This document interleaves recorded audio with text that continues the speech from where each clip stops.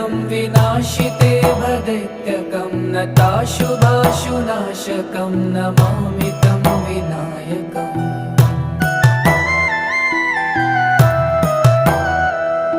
न तेतरातिभीकरं न वोदितार्कभास्वरं न मत्सुरारिनिर्जरं न तादिकापदुद्धरम्।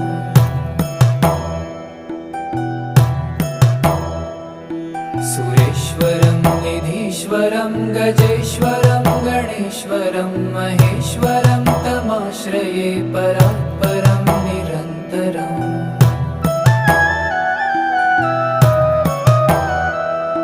समस्तलोकशङ्करं निरस्तदैत्यकुञ्जरं दरेतरोदरं वरं वरे भवक्रमक्षरम्।